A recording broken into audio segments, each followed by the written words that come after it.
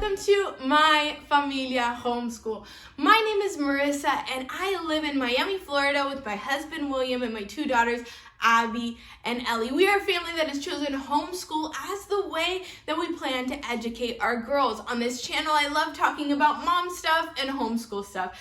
Tips, tricks, routines, schedules, resources that we are using that are working in our homeschool. So if that is something that is useful for you, that could help you out, give us a thumbs up and join us so that you can be part of our community. Today, I want to talk a bit about our homeschool routine.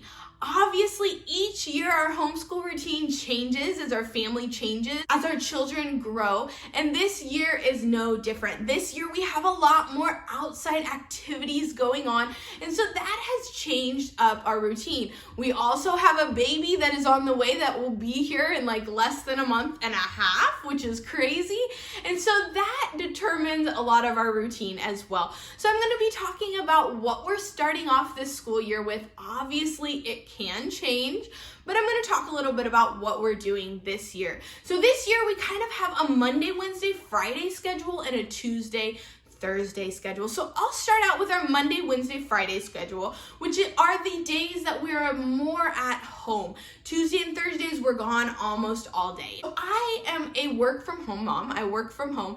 And so normally I wake up before the girls wake up to get some work in, and I let them wake up whenever they wake up. Usually that's somewhere between 7 and 8 o'clock. Once they wake up, we do a little bit of cuddling, and then I will start getting them ready.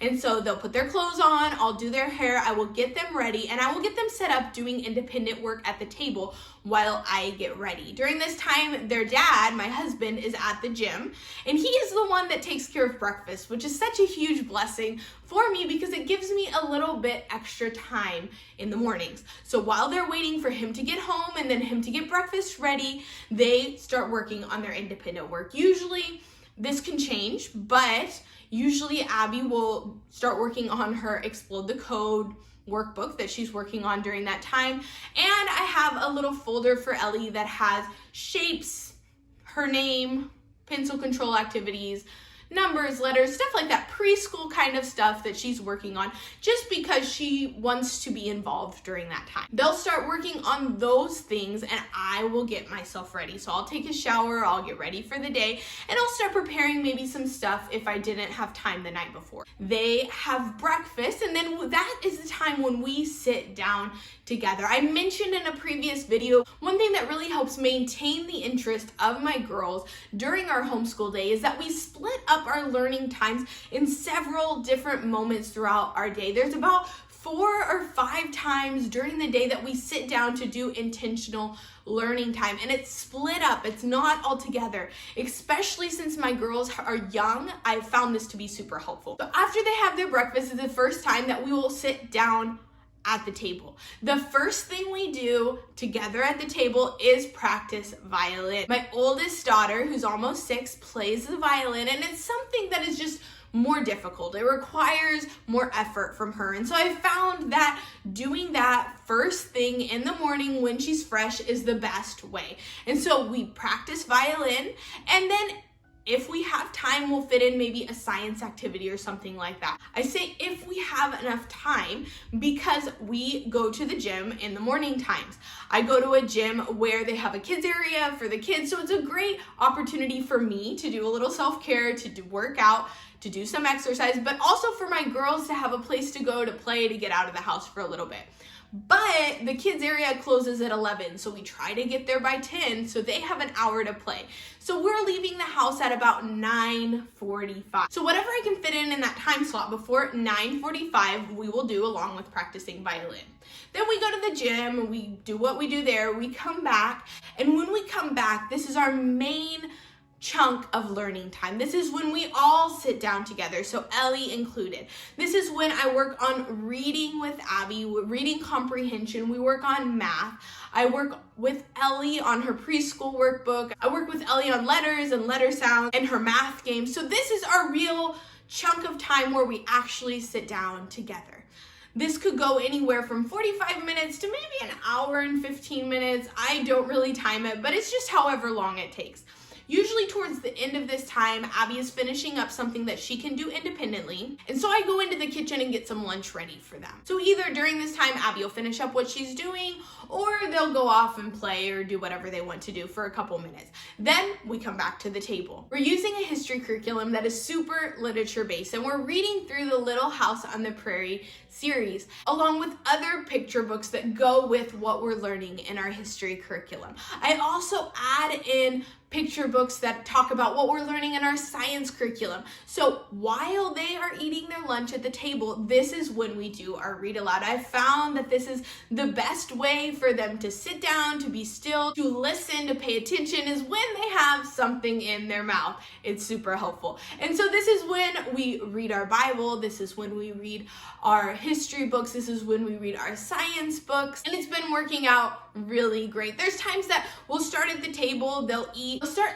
getting a little bit antsy, and so we'll move to the bedroom and do the rest of that there. After our read aloud time is our rest time. I found this super helpful in our homeschool. We've done it since the beginning, since my girls were babies, and we haven't stopped, and I'm not planning on stopping anytime soon. I've seen it be super beneficial for my girls to have this downtime, this quiet time during the day, but it's also something that's super necessary for me. Like I said, I work from home, and so I need these times during the day when I can focus on my work, because I've got to do that. And so they have their rest time, I have my work time.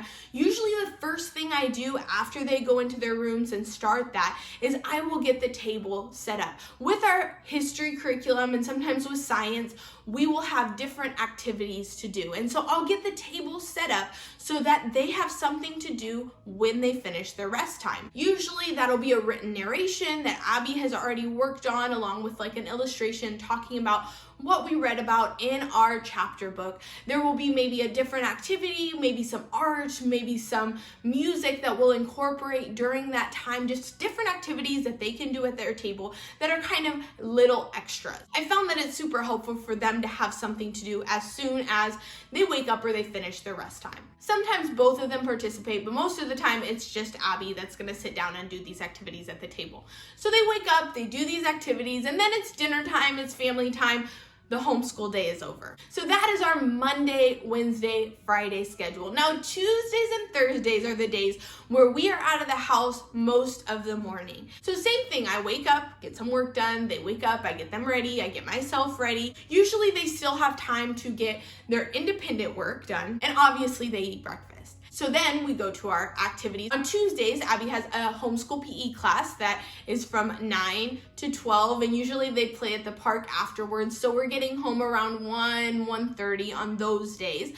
And on Thursdays, we have co-op, and so that's from 9:30 to 1:30 as well. And so those days, most of our mornings are spent outside of the house doing super fun things, but less home educational things. And so we do that, we come home. Usually we eat when we're there, but sometimes they want something else to eat, so I'll get them something else to eat. And we still do our reading time. That can't be left out. They love that time. I think that's one of their favorite activities that we do throughout the day, is when we sit down and read together. So those days we still do sit down and read our history read alouds, some picture books, stuff like that, our Bible. And then the girls have rest time, I have my work time. I still set up the table for Abby with those history activities, with those different activities that we have for that day. She works on those, we have dinner, and the day is pretty much done. So those are our lighter at-home educational days, and our more social, outside of the home, doing fun learning activities with friends. So that is our homeschool routine. That's what's working for us this year. Obviously, it's subject to change. I'm sure it's going to change some here in 6 weeks when baby comes along, but that's what's working for us right now. If you enjoyed this video, I'd love it if you give us a thumbs up, subscribe to the channel so that you can join us next week with My Familia Homeschool.